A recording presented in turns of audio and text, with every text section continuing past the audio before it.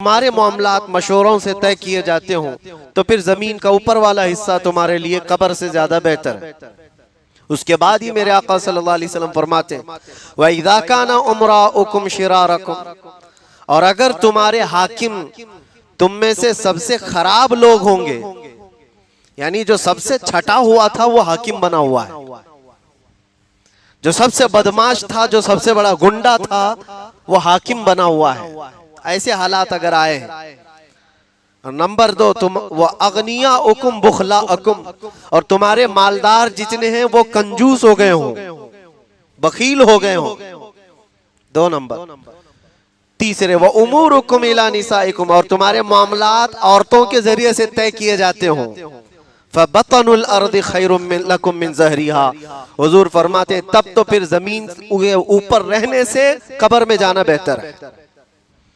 फिर तुम्हारा ऊपर रहना बेहतर नहीं, कब्र अच्छी है।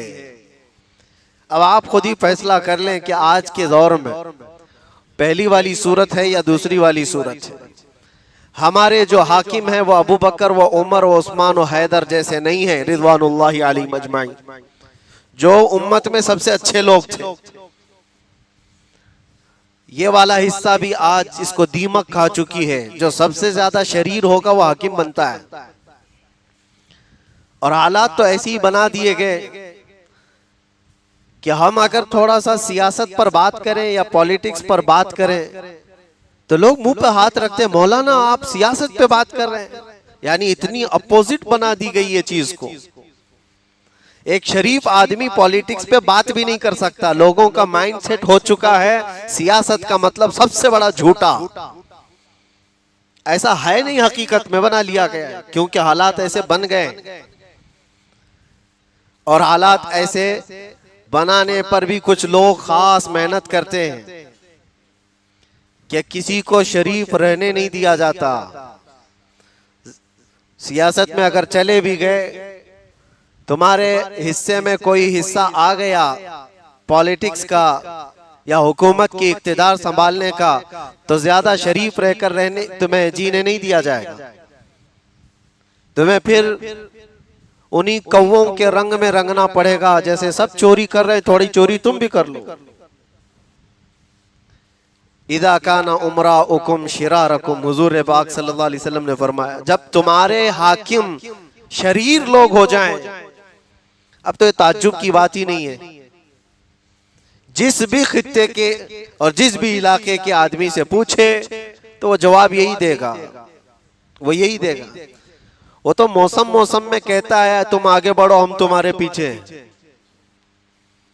वो सिर्फ और सिर्फ मौसम में कहता है, बाकी उसका दिल भी गवाही देता है।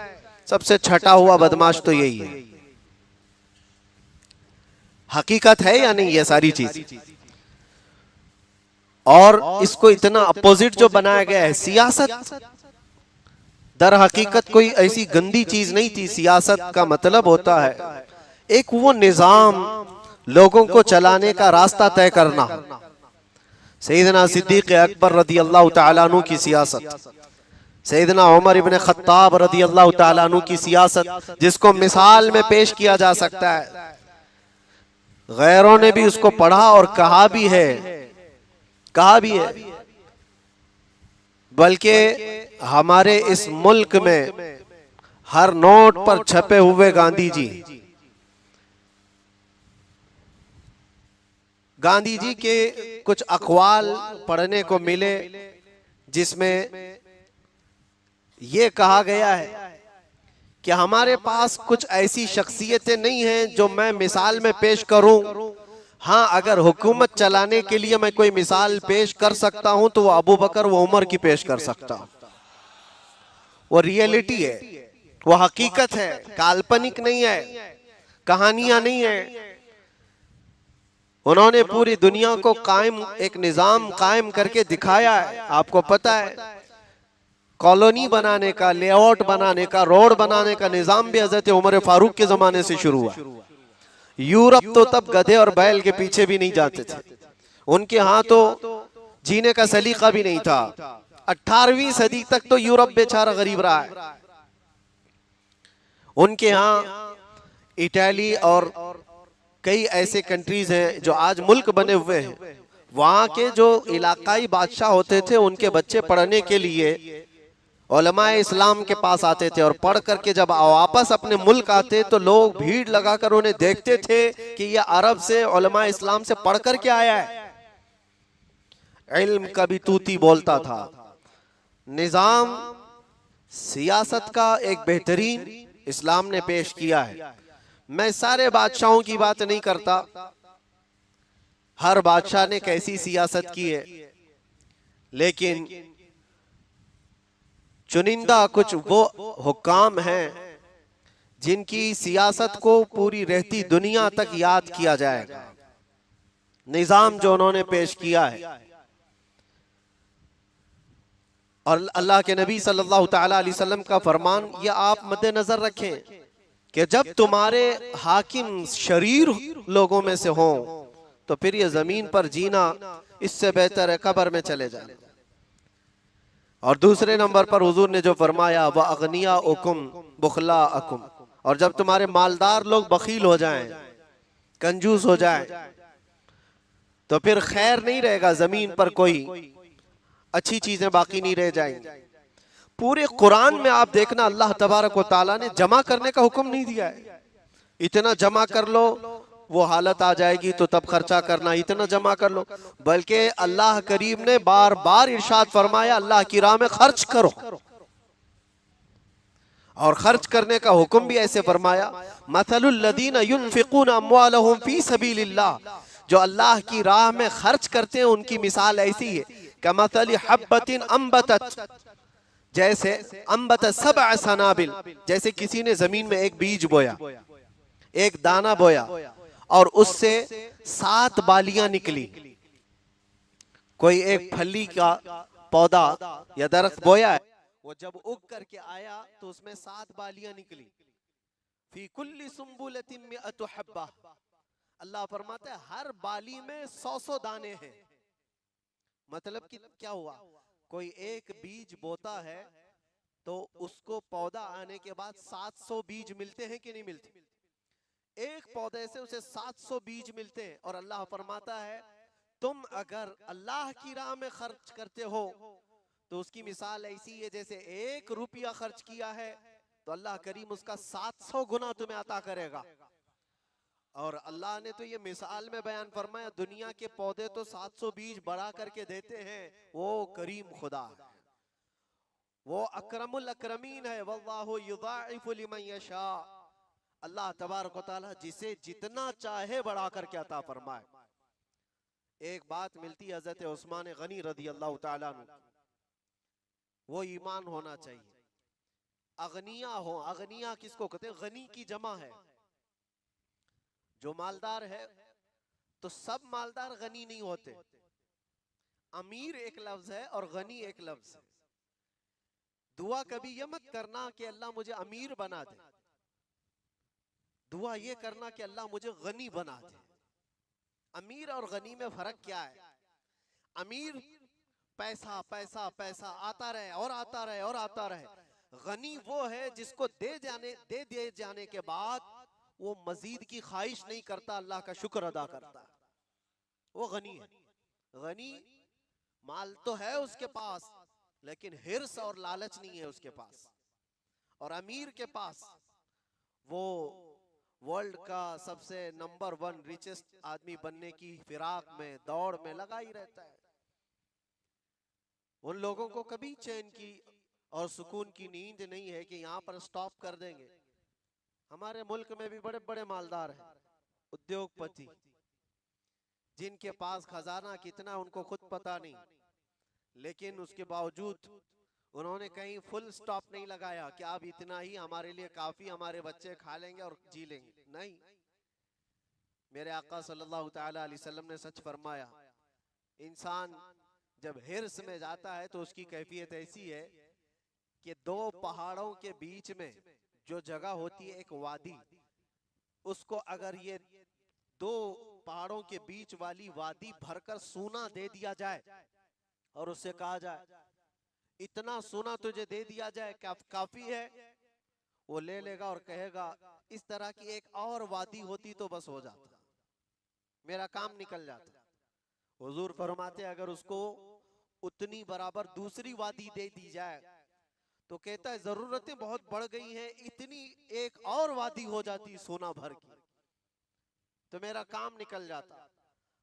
यहां तक कि हुजूर पाक सल्लल्लाहु तआला अलैहि वसल्लम फरमाते हैं इस दुनिया की तलब, ये दुनिया की तलब उसकी खत्म नहीं होती, कब्र की मिट्टी उसको भर देती है। तो ये रुकने वाली चीज नहीं। मैं जो बात अर्ज कर रहा था वापस फिर पलट कर आता हूँ, अमीर और गनी। और हजरत उस्मान रदी अल्लाह तआला अन्हु के साथ अमीर नहीं गनी का लफ्ज लगा जाता है। गनी माल तो बेहिसाब था, बेहिसाब था, लेकिन यकीन कैसा था। मदीने में हालात ऐसे हो जाते थे कि यहूदी जो है उनके पास कैपिटल बहुत हुआ करता था। जैसे बहुत सारे आज माल जिनके पास है वो इन्वेस्ट करने में हर मैदान में कूद पड़ते हैं। फालतू का पैसा रखा हुआ है, ब्लैक मनी रखा हुआ है, कहीं पर भी इन्वेस्ट करके मार्केट की कीमत बढ़ाने में उनका काम बहुत रहता है। जिसके पास कैपिटल रखा हुआ है, यहूदियों के पास पहले भी ऐसा था, आज भी वही। दुनिया भर को जो क्रेडिट के रास्ते पर लाकर रखने वाली कौम ये यहूदी, पूरी दुनिया को। उस वक्त मदीने तैयबा में ये क्या करते थे, जब तिजारत का कोई काफिला मुल्क शाम से या यमन से आता तो ये मदीने के बाहर जाते, काफिला मदीना पहुंचने से पहले ही, और उस काफिले का पूरा माल खरीद लेते थे। 10,000 का माल हो तो खरीद करके ले लिया और मदीने में ला करके अब उसको 50,000 में बेचे। 2 गुना, 3 गुना, 5 गुना उनके पास है माल। ये उनकी आदत थी। एक बार ऐसा हुआ, मदीने में माल की किल्लत बहुत थी और तिजारत के काफिले आ रहे थे। यहूदी पहुंचे भी नहीं थे कि हजरत उस्मान गनी बहुत दूर पहुंचकर पूरे काफिलों का माल खरीद लिया, सब खरीद लिया, जितना माल तिजारत था सब खरीद लिया और ला करके एक मैदान में उन्होंने जमा कर दिया। और सुबह उठकर जब यहूदी पहुंचे तो देखा काफिले खाली हो चुके। सबों ने कहा बिक गया रात को ही माल। मदीने से कोई एक ऐसा शख्स आया था, उसने सब कीमत में खरीद लिए। तो उन्होंने मालूम किया कौन खरीद सकता है, फिर उनको तो पता था वो एक ही आदमी है, उस्मान खरीदा होगा। सुबह होने के बाद जो बड़े बड़े पैसे वाले थे यहूदी हजरत उस्मान के पास आए, कहा सुना है कि तुमने माले तिजारत पूरा खरीद लिया, तुम कहाँ ये रिटेल में बेचने के झंझट में पड़ोगे, हमें बेच दो पूरा माल, जितने में लिया उसका डबल ले लो। 10,000 का तुमने खरीदा होगा तो 20,000 हमसे ले लो, माल दे दो। हजरत उस्मान गनी ने कहा कि नहीं, हालात तो अभी मदीने के बहुत सख्त हैं, कहत है भूख से लोग तकलीफ में हैं, और ऐसे वक्त में सिर्फ तुम डबल में पूछ रहे हो, मैं तो ज्यादा की उम्मीद लेकर के आया हूं, मेरी ज्यादा की उम्मीद है। तो यहूदियों ने बढ़ा करके कहा ठीक है 2 गुना ज्यादा ले लो, 10,000 का माल है तो 30,000 में दे दो, 2 गुना ज्यादा। हजरत उस्मान गनी ने कहा नहीं, इतने पे भी मेरा नहीं चलेगा, मैं ज्यादा की ख्वाहिश लेकर बैठा हूं। अब वो निकल आए और इधर उधर बातें करने लगे कि माल की तो आज सख्त जरूरत है, किसी के पास नहीं।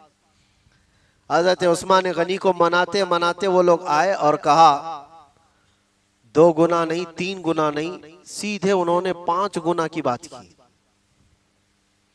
कहा इतना हम दे देंगे, यानी तकरीबन आप सोच लो कि 10 का माल हो तो 50 में ले रहे हो। हजरत उस्मान गनी ने कहा नहीं, मुझे सोचने दो, ये भी मेरे लिए कम है। उन यहूदियों ने कहा इससे ज्यादा तुम्हें दुनिया में कौन दे सकता है, हम एक मुश्त तुम्हें पूरा पैसा दे रहे हैं और माल पूरा ले रहे हैं, और वो भी छोटा मोटा माल नहीं था, तिजारत का बहुत बड़ा माल था, सब इन्वेस्ट करके। अब ये भी तो सोचो कि अगर वो 5 गुना ज्यादा देकर हजरत उस्मान से खरीद रहे हैं तो फिर यहाँ मार्केट में कितने में बेचने वाले होंगे। तो हजरत उस्मान गनी ने तो उनको ये कहकर के भेज दिया कि मुझे सोचने दो, मुझे और ज्यादा की तलब है, मुझे ज्यादा चाहिए। वो सब कहने लगे उस्मान हमने तुम्हें बहुत बेहतरीन मुखलिस तिजारत का माहिर समझा था, लेकिन तुम अच्छी तिजारत को हाथ से जाने दे रहे हो। हमसे बेहतर कोई तिजारत तुम्हारे साथ नहीं कर सकता। सोच लो, ये मौका जाएगा, हो सकता है माल नुकसान भी हो जाए। हजरत उस्मान ने कहा सब रिस्क ले लिया है, कोई मसला नहीं, सब रिस्क उठा चुका हूं, सब जिम्मेदारी है, मैं इस माल को ज्यादा में बेचना चाहता हूं। रात को फिर आए, कहा कि क्यों तुम पकड़े बैठे हो, कुछ तो बताओ, क्या चाहते हो, कितने तक चाहते हो? कहा बढ़ाओ, और कितना बढ़ा सकते हो, और बढ़ाओ। किसी ने कहा क्या 10 गुना ज्यादा लेना चाहते हो?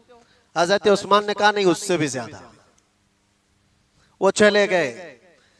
दूसरे दिन फजर के बाद हजरत उस्मान गनी रदी अल्लाह तआला अन्हु मस्जिद नबवी शरीफ में तशरीफ लाए, और उसके बाद बाहर आकर जितने मोमिनीन थे मदीने वाले, सबसे कहा फला मैदान में माल जमा है, जिसको जैसी हाजत है वो सब मुफ्त में लेकर चला जाए। उस्मान गनी ने अपने दरवाजे कुशादा रखे, सुबह से लेकर शाम तक मदीने के गुरबा, मसाकीन, जरूरतमंद सबों ने उस मैदान से अपनी अपनी जरूरत का माल लिया, सब लेकर चले गए। और शाम तक उनके पास कुछ भी नहीं था, हजरत उस्मान गनी के पास कुछ भी नहीं था।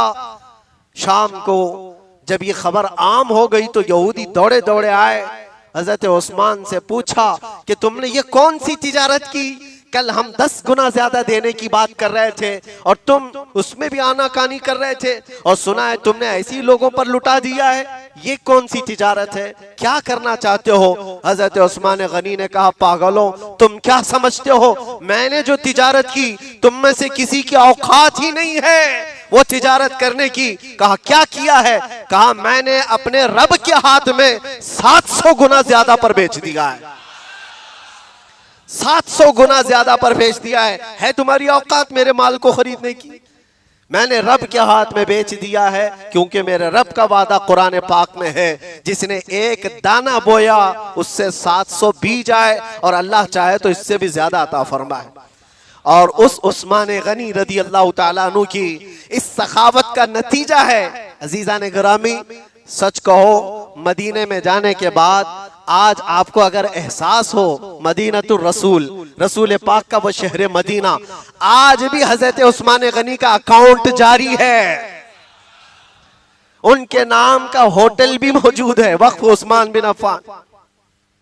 यहां तक के उनके माल को आज भी महफूज रखा गया और चल भी रहा है, चल भी रहा है। वहां के बहुत सारे उमूर उनके माल से आज 1400 साल तक भी वो माल खत्म नहीं हुआ।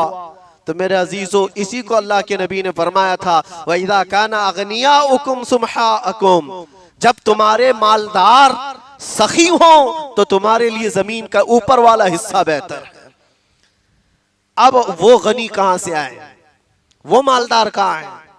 यहां तो लोगों के हालात ये हैं, अपना सबसे ज्यादा रद्दी माल जो होगा वो अल्लाह की राह में देने के लिए निकालते।